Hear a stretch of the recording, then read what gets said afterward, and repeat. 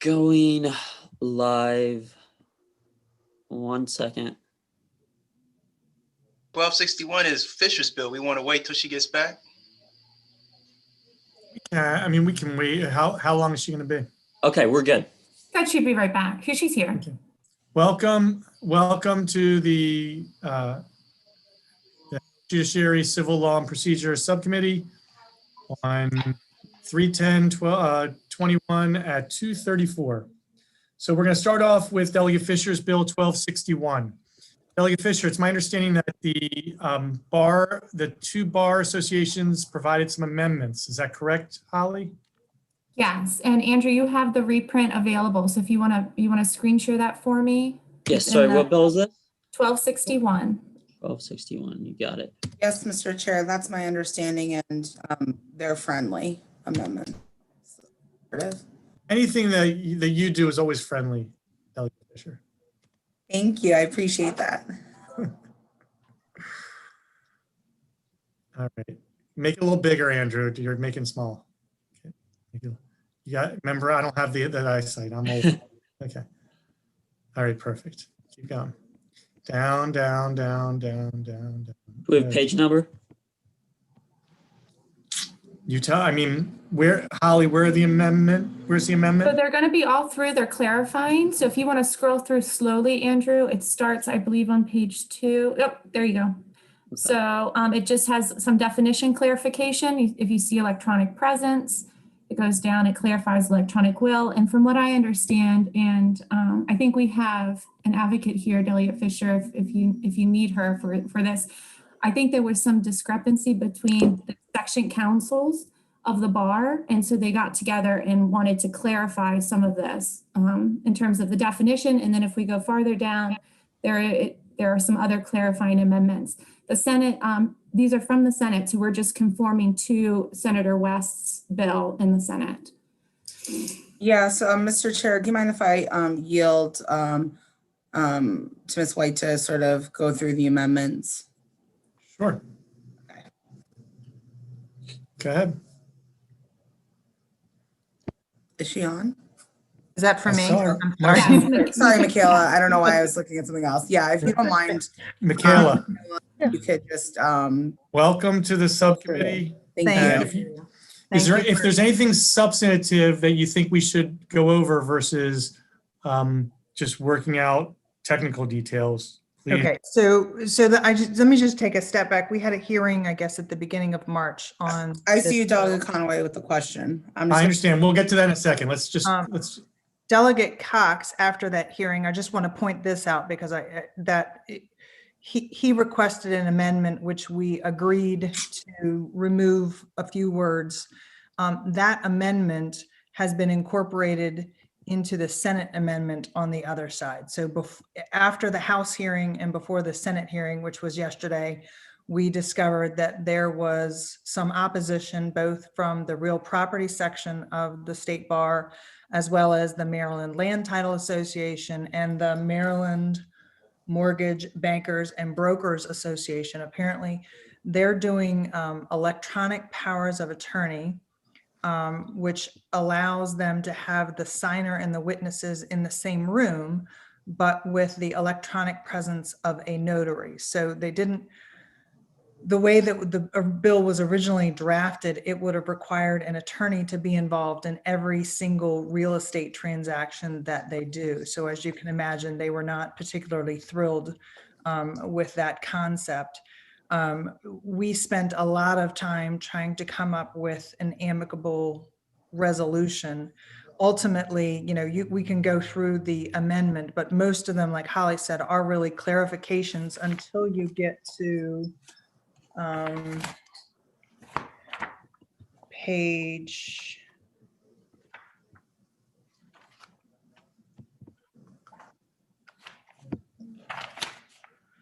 I think it should be around page 9, where we inserted a definition for there it is, real estate transaction, which they drafted, they being the real property section, the past chair of the Maryland Land Title Association. And then if you scroll down a little bit further to page 11, you'll see that the attorney certification now starts with, except for an electronic power, I'm sorry, let's, Supervising attorney creates a certified power of attorney. Huh?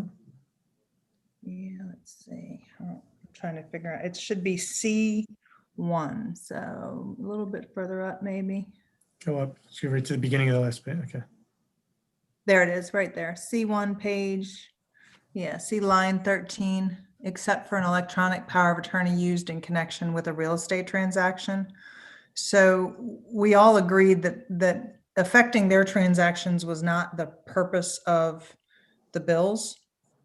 And that this carve out was the simplest resolution that will allow them to continue to do electronic powers of attorney, where again, they have the signer and the witnesses all in the physical presence of each other and a remote notary, without having an attorney involved. For us, where we have somebody who is remote, like a remote witness to the power of attorney, we need that attorney certification. That's what gives us our safeguards. That's what protects the transaction. So that's the gist of the amendment. I did want to point out that Delegate Cox's request for an amendment is incorporated into this package. Okay. Delegate Cox, are you on here, and is that true? And then we'll go to Delegate Conaway. Could you, thank you, Mr. Chair, and Ms. Buffaletto, I'm trying to follow the, is it the highlighted section in here that's the part that we had discussed? So we had discussed, It would not be, no. no, that's the, That's the real estate. so on page 3 at the beginning, there's a definition of electronic presence. And Andrew, can you go to page 3? Yeah, I could apologize here because I don't have the interlineated, so whatever is up on the screen is what I can see. All right.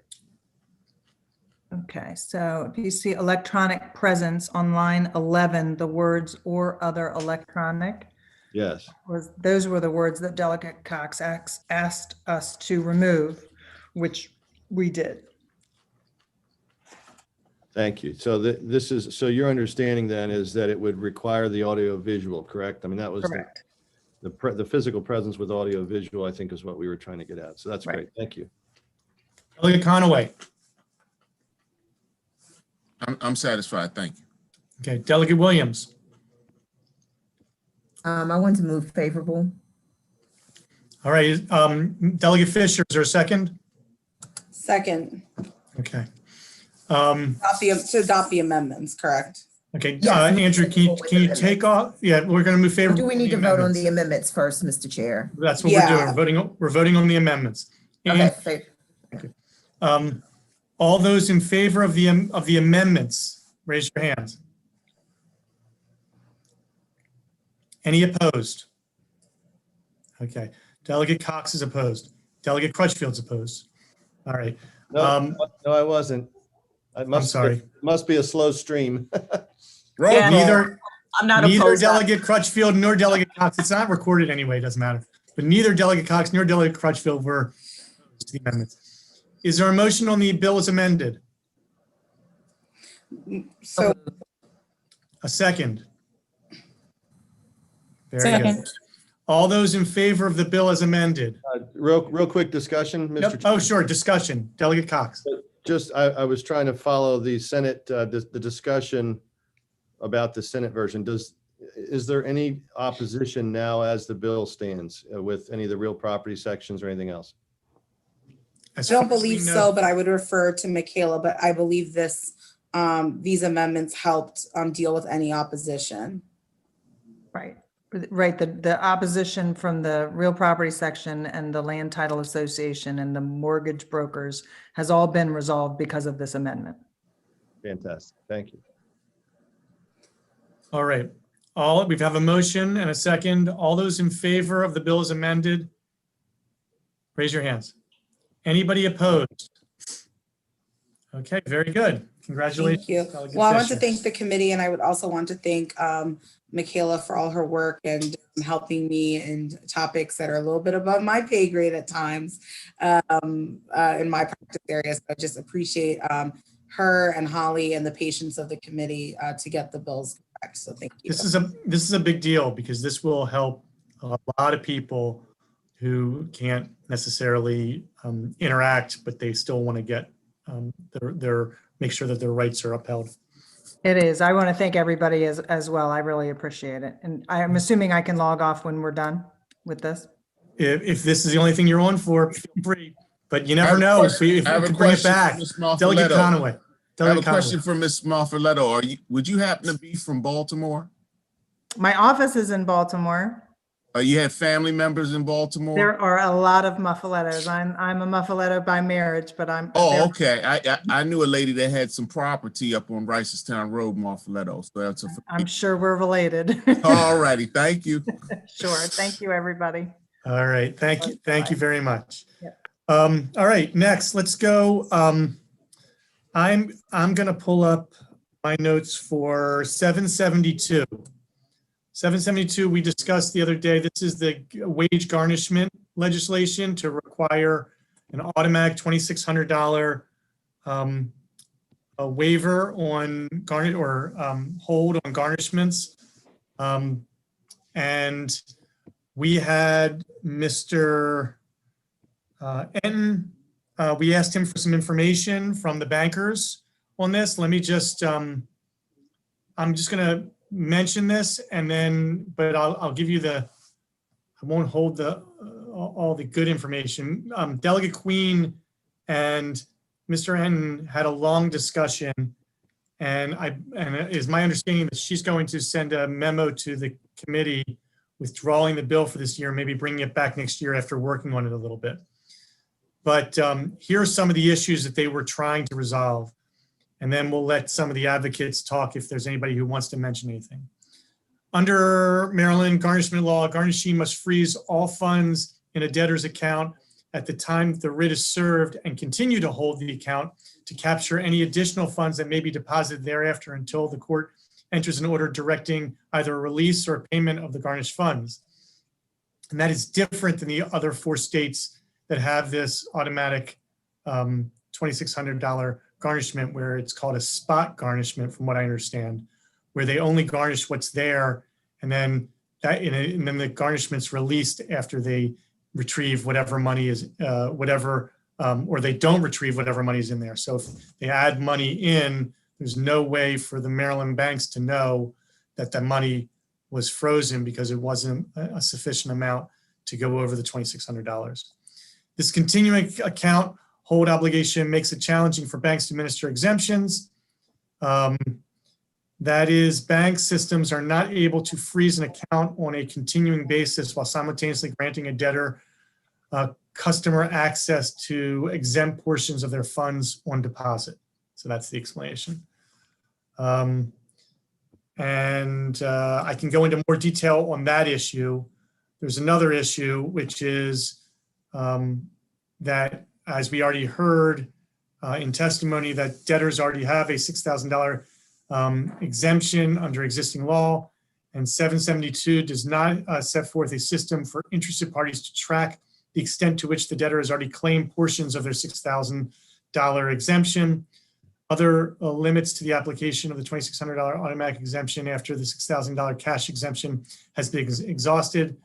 Conceivably, a debtor could receive the automatic exemption several times over in excess of $6,000 with no recourse for creditors to realistically challenge the exemption.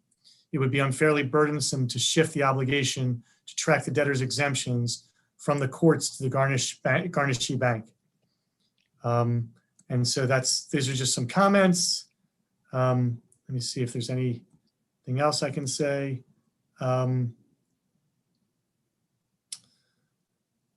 California and Massachusetts, which are both states that use the automatic exemption policy, do not obligate the garnishee bank to carefully capture future deposits. Instead, the garnishee performs only what's called snapshot review of what funds are available at the time that the writ is served. This alleviates the operational issue identified above and instead functions similar to an automatic exemption for federal benefits. Let's see if there's anything else. So one of the proposals that Delegate Queen had mentioned in the email she sent to me was that a better way of handling this is maybe to create a simpler, more user-friendly form for debtors to claim an exemption for cash on deposit. Such a form should specify the amount of the claimed exemption and track the amounts that the debtor has already claimed. The bill, and so that's just for discussion purposes.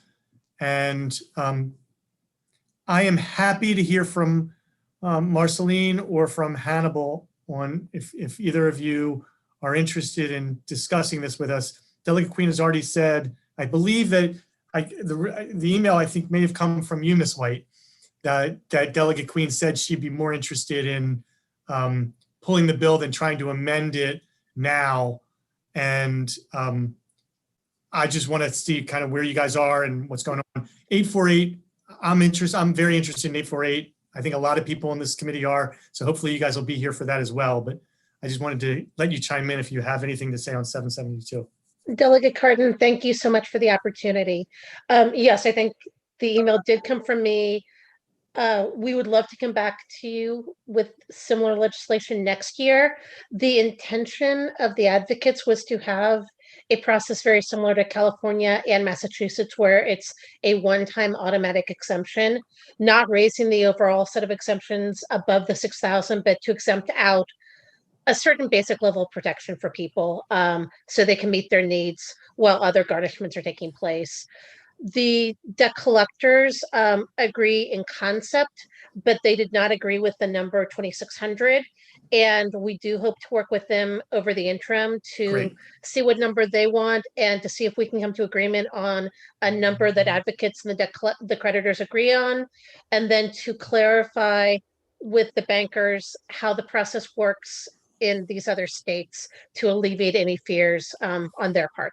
So we hope to come back next year. Thank you. I know that Delegate Conaway has one question. I have one question. Yep. Mr. Kemmerer, do you have anything you wanted to add? Mr. Chairman, I just want to say thank you for recognizing me. This was an initiative that came out of the Attorney General's Task Force, COVID-19 Access to Justice Task Force. We, of course, defer to the advocates on, and obviously the bill sponsor on whether to put it off until next week or next year, next session. But we do think it is very important and obviously good policy. So we look forward to working with them and you in the coming session. Can I just ask one quick question? Yep. If somebody had decided, it was shrewd or had an attorney advise them to take, they have, let's just say for the sake of argument, $25,000. Right. And they take it and put it in 10 different banks. Each bank, Bank of America, M&T, BB&T, whatever. They put $2,500 in each bank. Would the exemption be able to be claimed on each of those bank accounts? That is not the intention. Okay. That's not the intention. In the way the California legislation is written, it ties it to one specific account number or one specific bank branch in order to address that issue. But Perfect. the intention is a flat 2,600 or whatever number we come with. Good. I just want to make sure that's something maybe to think about as we craft legislation for next year. Yep, I appreciate that. And that, again, that's not the advocate's intent. Yep. Okay. Thank you. So we'll wait and see. We're going to hold off on this bill because I think we're going to get a memo from Delegate Queen on this one. Let's move now to the I think the more interesting one, 848, the incarceration of debtors bill. This is a bill, I know that we have a number of delegates who have said they're really interested in moving this. I got a graphic example by text from none other than the chairman of our committee of an example of something that he saw while he was in court. So Delegate Cardin, I'm sorry, what's the bill number? 848. Thank you. Any amendments that we need to consider on this legislation? No amendments at this time. So why don't we start off with you, Mr. Kemmerer? Why don't you just very quickly describe this and why this is an important piece of legislation for you? Thank you, Mr. Chairman and members of the subcommittee. It's always a pleasure to be here. My name is Hannibal Kemmerer. I'm Chief Counsel to the Attorney General with respect to legislative affairs. We think, again, this comes out of the task force, but the Attorney General's interest in legislation of this sort dates back to at least 2013, when he and then Delegate Clippinger introduced cross-file bills that would have done precisely the same thing. We recognize and appreciate the number of rule changes that have occurred at the judiciary, but as this committee, the full committee heard just last November, in the midst of a pandemic, Ms. Cicely Darden Adams was looking at her ring on her phone, or excuse me, on her home ring through her phone, wasn't even home, and 3 sheriff's deputies were at her door, you know, wearing their full uniforms, equipment, and firearms. When she returned home, retrieved a card. The card had her name on it, so she called them. She's a law-abiding citizen, did grad school at the University of Maryland, you know, taxpayer, good person. She just had been in a fee dispute with her HOA. The HOA attorney, through, you know, district court means, sought to compel her answers to interrogatories, or sought to have her go to court on a discovery and aid of enforcement. She did not receive, as she testified, that notice. The only court notice she had received was postponed because of COVID. So in any event, the body attachment issues, they compel her to come before Friday on a Thursday. This all happened on a Wednesday. On Thursday, she meets them at the courthouse. She is arrested in front of everybody at the courthouse. She is taken to jail, booked, ultimately sees a magistrate and is released. Now, she didn't spend a night in jail, but for a law-abiding, you know, tax-paying citizen of Maryland and these United States, that is a tragic and completely unnecessary, really draconian experience. And, you know, this all goes back to something that is of questionable constitutionality to begin with. So, without further ado, I'm here to answer. Go ahead. Right. The only opponents to this legislation is the judiciary. Yes. Who doesn't, and so I'm wondering, and this can go to Ms. White or you, Hannibal, is there any response to the fact that they don't want their discretion taken away? I mean, so I think when the AG appeared before the committee, he graciously said that, you know, we'll work with the judiciary. Before the hearing, I reached out to the judiciary's, you know, legislative officer and said, hey, we want to work with you. And the response was essentially that we're at loggerheads. That may be why you don't have any amendments. But I also think that the judiciary knows how to oppose a bill that it's truly opposed to. They will, you know, they'll send Chief Judge Morrissey or somebody in his stead to testify. And the bottom line is that, you know, the creditors bar supports the bill, ironically. We heard testimony from David Schlee, and very few people still continue to use discovery and aid of enforcement. And if they do, one has to ask oneself, should it be used in the context of small claims debt that, you know, 80% of these body attachments issue in cases where it's less than $5,000 worth of debt. That is by definition under our laws, you know, exemptable. It's just that these are unsophisticated debtors who don't know that within 30 days of the judgment being entered, they need to exempt up to $6,000 of their property. All right, I'm gonna stop there and let Delegate Williams ask her question, Delegate Fisher, and Delegate Crutchfield. My only question I had with Ms. Adams' situation, what jurisdiction was that took place in November? Yeah, I believe it was Montgomery County, and I think she's a constituent and friend of Delegate Crutchfield's, but I could be wrong about that. Oh, okay, wow. Because for some reason, I was under the impression, I know you were talking about the rules, and I was under the impression that Montgomery County had stopped issuing body attachments. So that's why I was asking. Okay. Okay. Delegate Fisher. Thank you, Mr. Chair. It's always so good to see you, Hannibal. I'm Mr. Kramer. I just was wondering if you could remind the committee on what the practices are with out-of-body attachment for those. If you could just go over that very briefly. Sure, yeah. A creditor can use your credit report, can attach your physical property, whether it's like, in rem against your home, your vehicle. They can garnish your wages through your employer. They can garnish your bank account. And so it's really only the really unsophisticated debt collector who would resort to these means, and it is coercive, and it does change the power dynamic between the debtor and creditor, and it brings the sovereign power of the state against a debtor in a context that's really, as I said, draconian and completely unnecessary. So we strongly urge a favorable report on this legislation. It's long since overdue. Thank you. Delegate Crutchfield, did you still have, or are you done? Okay. Delegate Watson. Thank you. Mr. Kimmer, just a quick question. So if I take somebody to small claims court and they refuse to show, what this bill is saying is that person won't be arrested. However, I can still get a judgment in my favor so that I can recoup whatever it is that I'm trying to go after. Is that fair? That's correct. Okay, thank you. Delegate Cox.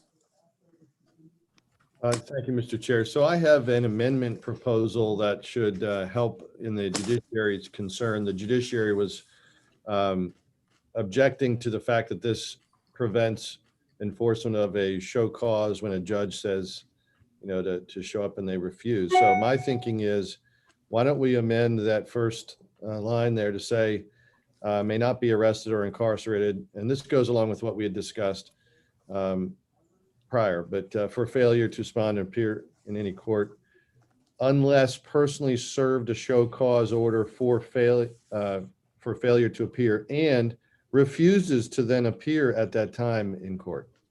So in other words, that way you're not just arresting people that, like the story we heard Mr. Kemmerer tell, where they really didn't have appropriate notice and all of a sudden they're getting arrested. I mean, I agree, that's inappropriate. I'll let them respond, but I have a response as well. But is there any thoughts from Mr. Kemmerer or Ms. White? So at the risk of jumping in front of Marceline, I think the rule now ostensibly requires personal service, and yet we know that Ms. Adams wasn't personally served, refusing to show up. So to get, as Delegate Watson said, if the person doesn't show up at the time of the hearing or trial, you're going to get a default judgment. And then typically what people will do with that judgment is they will try to enforce it, either through garnishment or through attacking your bank account. And they can do all those things without this capacity to arrest people. I understand where the judiciary is coming from. If we order somebody to show up for discovery and aid of enforcement and they don't show up, well, we have to be able to, enforce our orders. But I guess we want to nip this in the bud. If you have all those other options, why use discovery and aid of enforcement? Why insist at great cost to the creditor, right? Because you have to have an attorney in court to examine them. I don't know what the attorneys on committees hourly rates are, but that adds up quickly, particularly if you have to prep and go to court and leave court, and et cetera. So we just think it's not only draconian and terrible with respect to the power dynamics between creditors and debtors, but it's also not judicially efficient, and judicial economy should suggest that creditors use other means to get there. So we would oppose that amendment with all due respect, Delegate Cox. If I can just add one thing, just to expand on what Mr. Kemmerer said. The reason that you'd have the aid of enforcement is if someone doesn't show up to answer the interrogatories, right? And the interrogatories are to understand what assets someone has that you can garnish to repay the debt. What debt collectors and the creditors have said in this hearing is there are lots of ways now with technology to get answers to those questions. They don't need to bring somebody to court to fill out a document. You can use technology and sign up for a service to get answers to the questions you need without resorting to the kinds of interrogatories we used 40 years ago. So really with modernization, those kinds of interrogatories aren't needed, and you can get the information other ways. So we don't think, again, putting someone in jail is the commensurate response to getting those answers, because you can do it in other ways. Thank you. And I'll only add one more thing, is that we are only talking, per the bill, this is only dealing with judgments in small claims court. That's it. So this is $5,000 or less, civil, small claims. And we're not talking about a $25,000. We're not talking about a criminal matter. We're not talking about a real estate matter. We're not talking about a family matter. We're not talking about a custody matter. We're talking about just a judgment, right? Is that my understanding? Am I correct on that? But to be clear, Yes. to be clear, Mr. Chair, though, that this in effect is then doing away with the interrogatories, because who would answer those if there's no enforcement mechanism, right? So now we're left to really not having any other means. I don't know how you would, get authority to go after assets that you don't know exist, because no one's willing Right. to even tell you. So I'll respond by saying, having done some collections work, as well as representing some folks that do a lot of civil, small claims civil work, there are other mechanisms to finding out where assets are, number one. And number two is the Association of Debt Collectors and creditors attorneys came in favor of the bill, which I didn't find ironic, Mr. Kremer. I found that to be that they understand that this maybe is not the right way to use resources and assets, instead to put the money towards and the time towards finding assets through other avenues, which there are ways of doing. So, all right, we have two more questions, and then maybe we will call the question. Yes, Delegate Watson, do you have another question?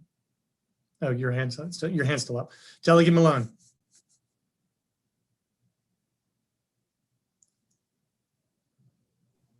I do support Delegate Cox's amendment.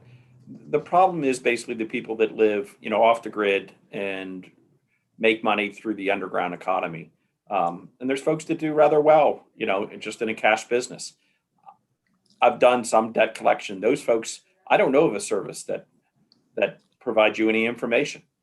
The only way is to get that person face to face and ask them questions, either through the interrogatories or an oral exam. As a practical matter, well, Delegate Williams, do you want to respond to that, or do you have another question? Yeah, Delegate Williams. No, I just wanted to respond to that. I mean, I hear what you're saying, but the thing with Delegate Cox's amendment is that it's actually already required to get a show cause order. The show cause order has to be served on the judgment debtor. Now, I guess the question becomes, does it have to, and this will now alter the Maryland rules, it can be served on the person or obviously any other residents at that location. So do you preclude, say, alternate service or substitute service? But currently under the rules, it has to be served. So I feel like Delegate Cox's amendment is unnecessary because it's already part of the process. Okay.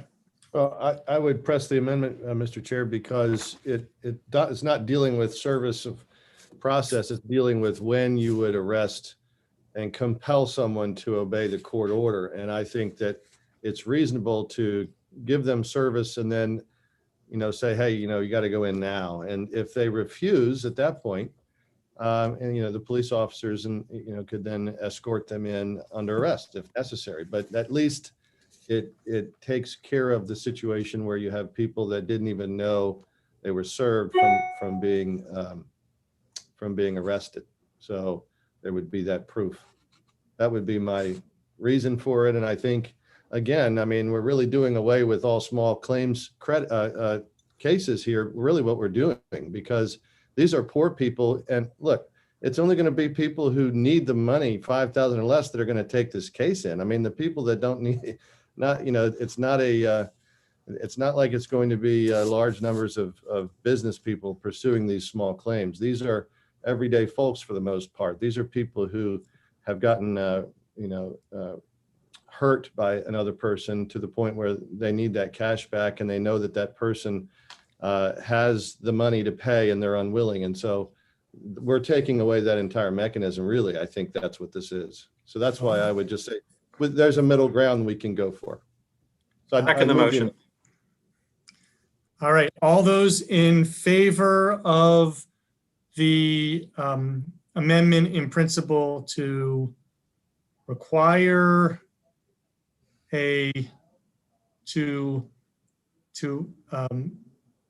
only require, I guess, or allow the sheriff to bring you in.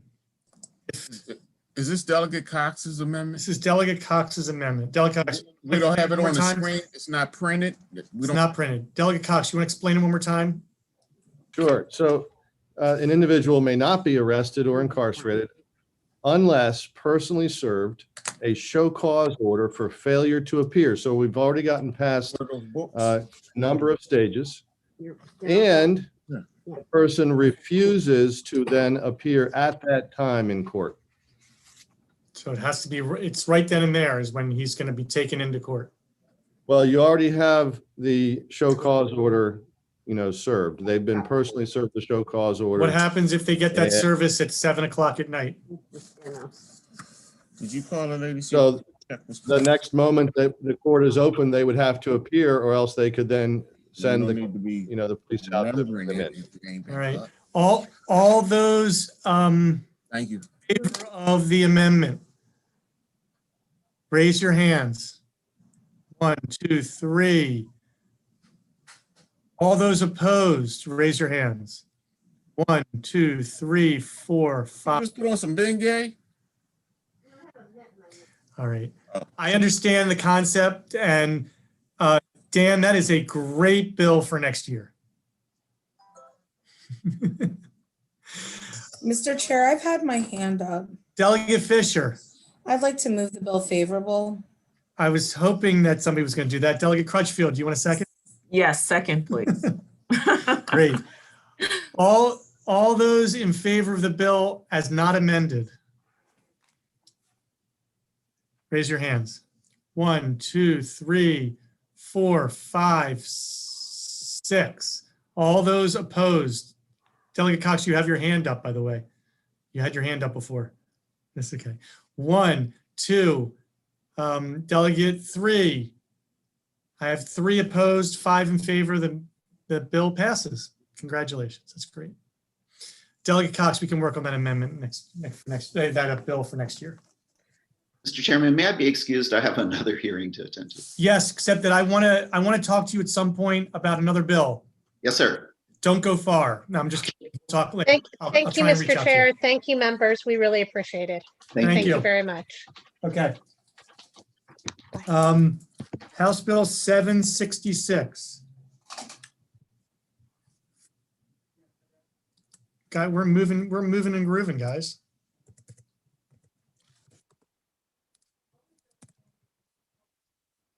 Delegate Terrace's bill. Delegate Crutchfield, by any chance, did you get any information? Did I ask you to help me with it? No, it wasn't. I didn't ask you to help me with that. Holly, do we have anybody? About something, but no, it was on another. No, it was another bill. It was another bill. It was, yeah. So Danielle did not show up unless she was in the waiting room or As far as I know, I don't see her here. right. So let me, I've got some information. Andrew, you can look and see in the waiting room if she's there. Yeah, nobody's in the waiting room. Okay. What I have learned is that Delegate Grammer was very much, unfortunately, not on point with a lot of the comments he was making, which were cogent comments, but they actually were not on point. And let me explain why. From what I've gathered, this only pertains to estates that are that go into probate. And for the vast majority of estates over large estates, which would be 600,000 or greater, I think, or 750 and greater. And for almost all estates, nearly 100% of estates over $1 million, they do not go to probate.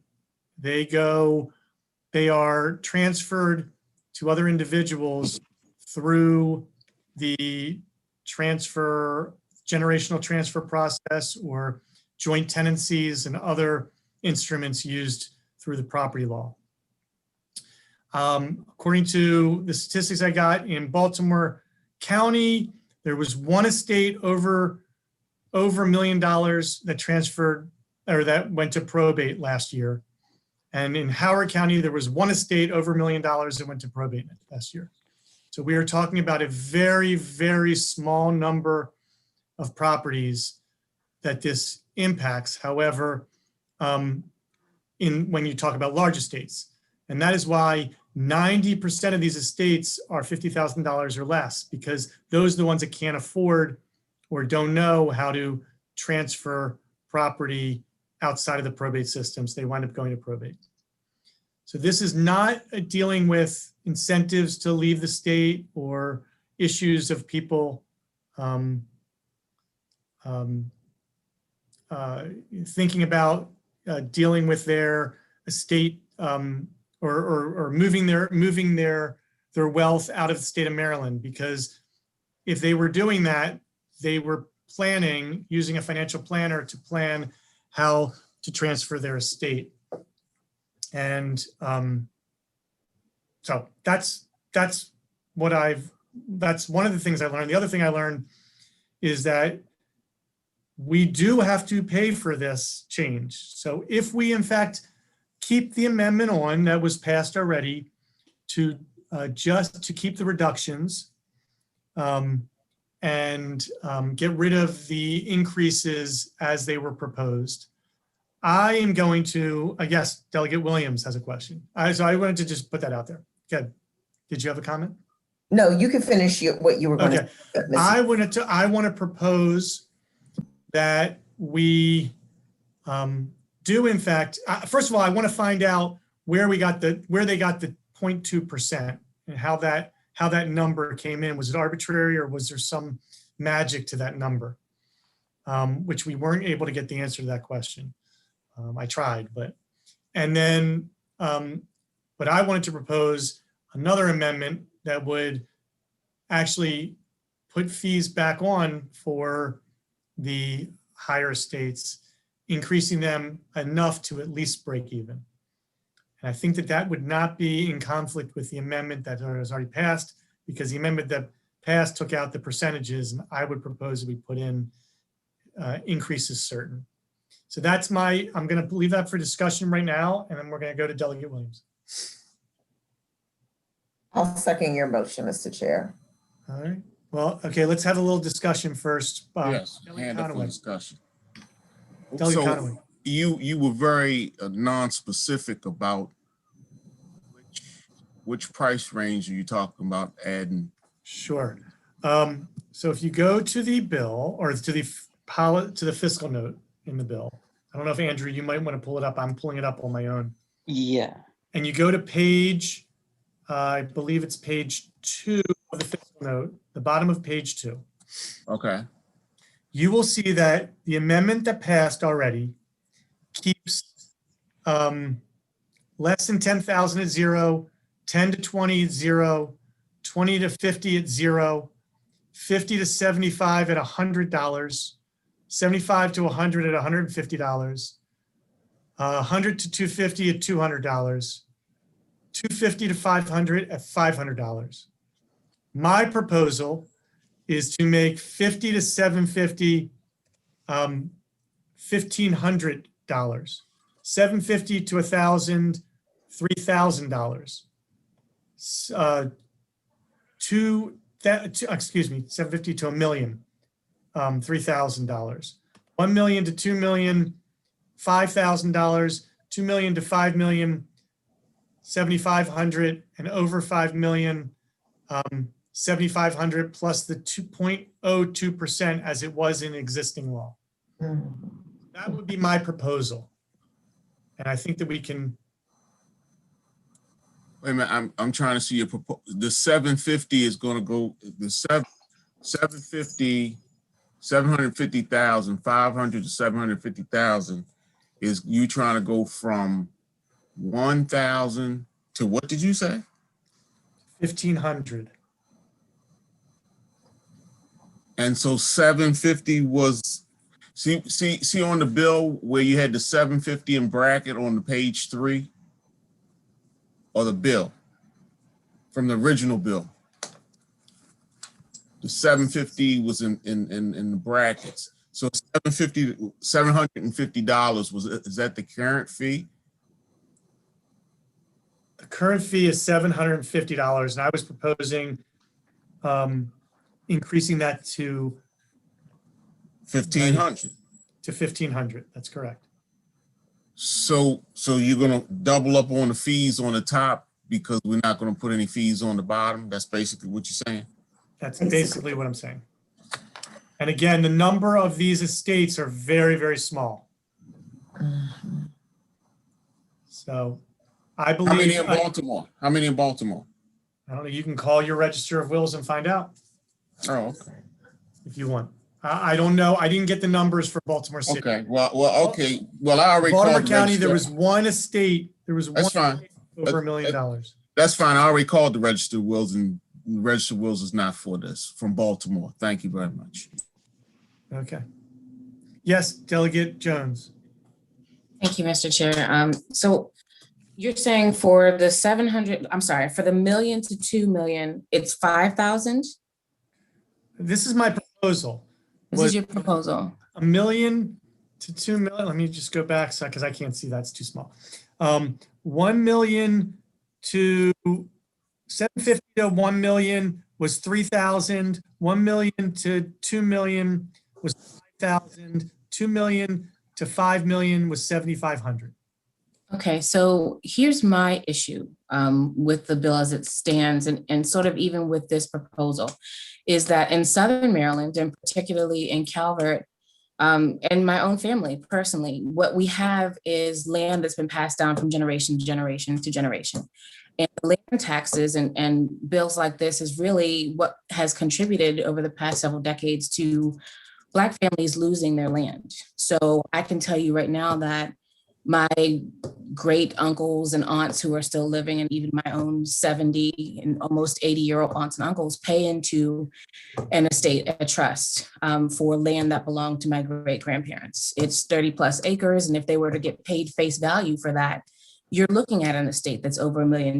Because of their age, they're all on fixed income. So a bill like this, $5,000, if the executor of that estate dies tomorrow, they're going to be calling around asking everyone for $20 to pool in to pay $5,000 because they just don't have it. That's the issue that I take with the bill. It's not just right. So my comment to you is that, and this is my understanding, maybe Holly, you can help us with this, is Andrew, you can take us off. You take that number off, the thing off so we can see it. We all see each other.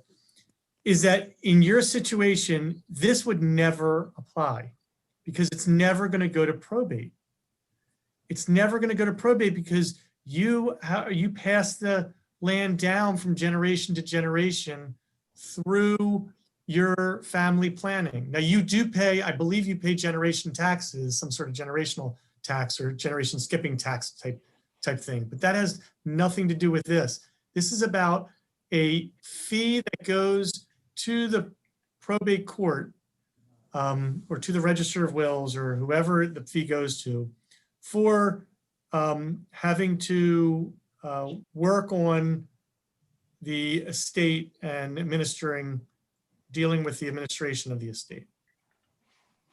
But When someone does. somebody dies and they Mhm. didn't make sure, if they had, for example, if you have land and the land is in two people's names and the one person dies, then this doesn't happen because the other person has ownership, and then they put somebody else's name onto the.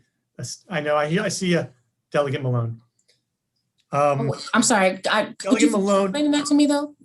Could What's you that? finish? Could you finish explaining that to me though? Because I'm not an attorney, so I do want to understand this. This only applies when the estate goes to probate, when you actually have to do an estate administration and work it out and figure out how much it's worth, who gets it, who gets the assets, and so for the most part, I'll give you an example of my grandfather. My grandfather had at one point a very large estate. I think it was over $1 million.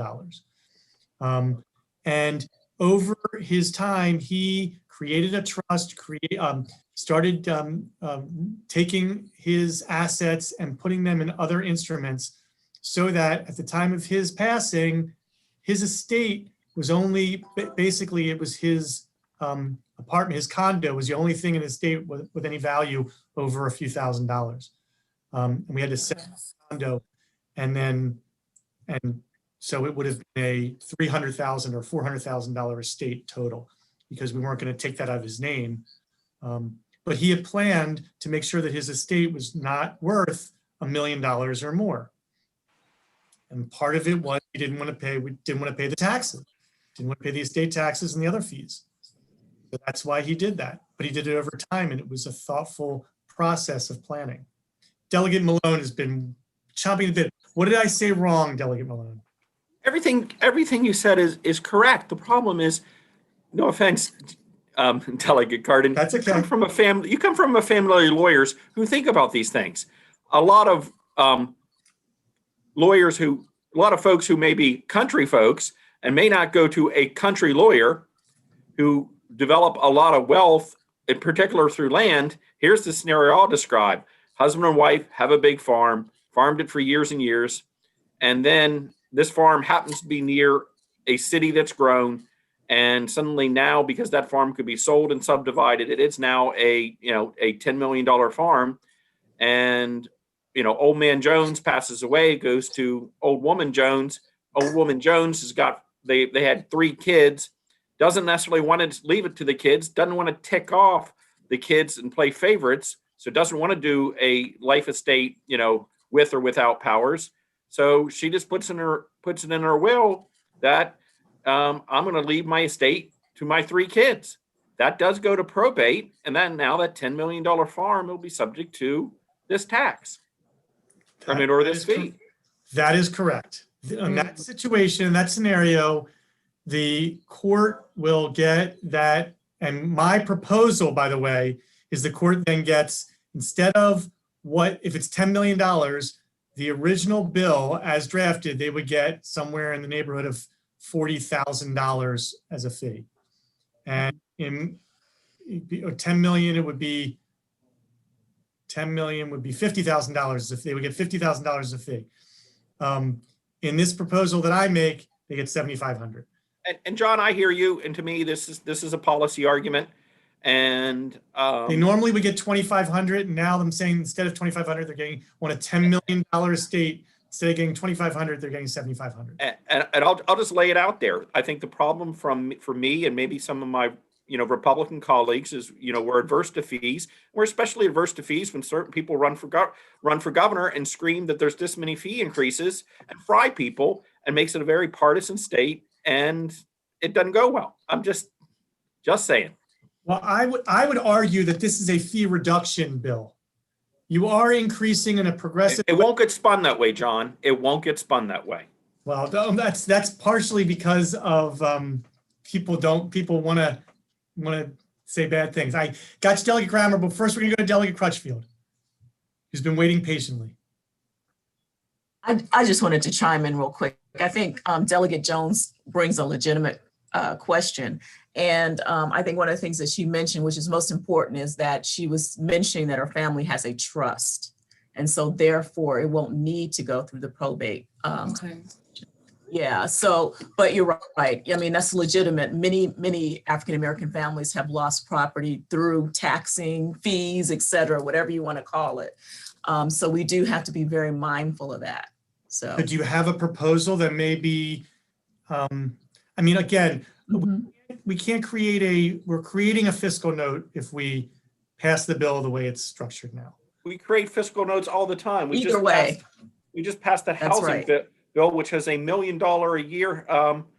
HB 52 has $1 million per year fiscal note to it. And I don't think it went to appropriations. I mean, I guess that's Ways and Means. I don't think that it would be fiscally prudent for me to allow my Republican colleagues to create a fiscal gap in the state of Maryland. I thought you said when a bill goes to committee, it belongs to the committee. It does. That's why I'm saying. That's why. Can I make a comment, Mr. Chair? Delegate Grammer. Thank you. I just wanted to say, I think Delegate Jones is absolutely correct. Delegate Malone is absolutely correct. Anybody could be subject to this. I think I am on point. And you've described the bill as a, now we're making a physical note. The way the bill came in, the argument for the entirety of the bill is to reduce the fees for, people who were poor and indigent. But that's not actually what the bill did. The bill is a massive fee increase. And if you look at the tiers, that was the purpose of my argument, is do away with that. I don't think anybody objects. I'm going to use the numbers because you keep saying this, and it's a cogent argument if it was actually true. It is true. We have one estate in the entire in a very wealthy county of Howard County in 2020. One estate in 2020 in Baltimore County that went to probate. Okay. Mr. Chair. But we have to remember, though, that the reason that estate went to probate was possibly either because there was a tragedy and they hadn't had time to do their estate planning, or they were too poor to do estate planning to put this in a trust. I mean, that happens all the time. I just think if we're going to look at this bill for the reason it was brought to us, for the, lowering the fees on the low end of the scale, I don't think anybody objects to that. But what the bill actually does, and the fiscal note says it generates much more revenue than the current fees done. Which is why I proposed. You're talking about the bill as originally drafted. My proposal is to do a break-even strategy. It is not to raise revenue. It is to break even. If somebody has a better proposal and wants to reduce the number of brackets, I'm all ears. That's what I proposed, and I think it's reasonable to propose it. Okay, Delegate Conaway, and then Delegate Jones. Thank you, Mr. Chairman. I do think that it's reasonable that you proposed it. But what I'm going to say is this: if you start raising fees and taxes on people who have money, that's going to draw their attention to become more savvy as to how to hide their money. And then I think no, you don't. I couldn't have been clearer about this. This is for people. This is for estates where there is no family planning.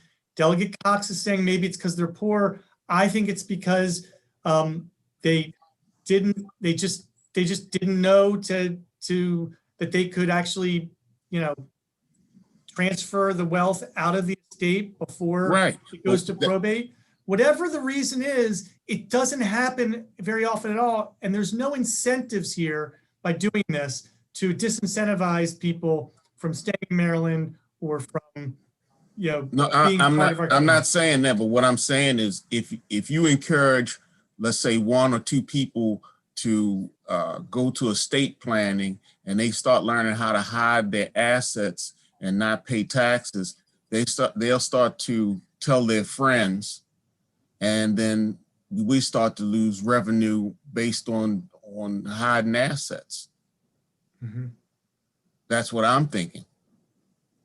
I- And actually, you're the one who stated it. You stated your grandfather had like $1 million or something, and then by the time it came all the way down and he started getting real savvy, he only had $50,000 condominium. He gave away his money. But that's- Yeah, that sounds real good. Thank you. And you have a $10,000 limit. At the time, you had a $10,000 limit on how much you could give before it was taxable. And he decided to give to different charities. I'm just telling you, that's what he did. Anyway, Delegate Jones, did you have a comment? Yes, I do. I appreciate the clarification from Delegate Crutchfield, and I needed to confirm that. So in my particular case, I don't have another proposed change to the language. I'm just opposed to it. As it turns out, my family's estate is not in a trust, and it's not because, whether it's because they were poor or, sharecroppers, what have you, my family's estate is not in a trust. I just confirmed it. So I had great grandparents with 9 kids, dozens of grandkids, and that estate, like I said, today or tomorrow, something happens, the amount of money that you'd be asking folks in their 70s, 80s, and 90s to come up with, it's not feasible for a lot of Southern Maryland families who have had land since slavery ended. And so for that reason, I'm going to have to oppose this bill because it would not benefit the people in rural areas that I know. So for me, it's not about people moving out of the state, hiding their wealth. It's about families that are struggling to hold on to family land and just trying to stay with that. Well, then I'm going to hold the bill because I have to I'm going to talk to the chair about whether we can do a fiscal note bill out of this committee. I mean, I Can't call the question. I'm just gonna hold the bill. I'm gonna hold the bill, and maybe we just won't do anything. We do need to discuss 405 and 308, but I think we're kind of. Can you do that under the rules if someone calls the question? No, the chairman held the bill before. I held the bill before he called the question. Chairman can hold the bill. He said it before the question was called. That's the rules. Oh, thank you, Delegate Fisher. Okay. I'm just saying. That'll be quicker next time, Mike. Well, you got to be quicker, but honestly, he trying said to he be was holding polite. before That it was a called. mistake, but it's all right. Yeah, don't be polite. Actually- Don't be polite with me. Yeah. Hey, Mr. Chair, actually, point of order, you said you think you might hold the bill, and then Delegate Malone said, call the question, and then you said you would. Okay, fair enough. Fair. John, my burn is not. Well stated as an attorney, but I was pulling the bill. John, my burn, is really not with you or your policy think. My burn is with a former executive in our state of Maryland. I understand. I'm just not going to let that go. No, because that's the ugly politics. And I've argued for a long time that the reason I'm here in Annapolis is I think we need to have better policy. And part of my belief of how we get better policy is have more legitimate more legitimate two-party system. And this committee I'm not trying to preach for myself. We can move on. He's been out of office for almost 8 years now. It's okay. I understand, but sometimes some philosophies I don't go away. But let's move on. I just want to make sure I'm not doing something that's gonna get me in any trouble. So But I'm fine moving on. I'll withdraw if there is a dispute on procedural rules, no. I'll withdraw my calling the question. I wanted to just briefly, we don't have to make a decision right now, but before we end today, 405 is the bill that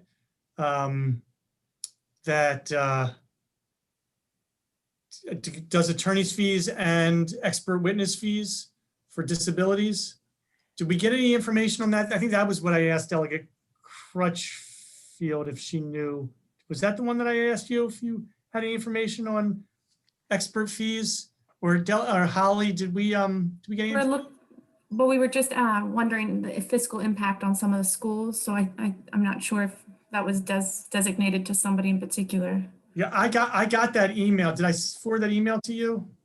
With all the information about, Andrew, can you see if you can pull up that email with, let me see if I can find it. Yeah.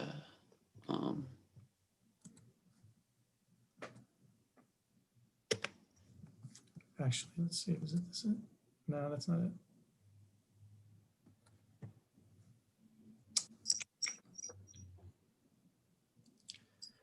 About 405, you say?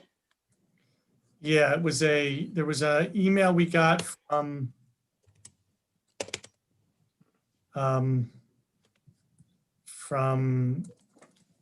don't remember who it was, talking about the number of decisions and how many decisions went in whose favor and whether attorney's fees were paid.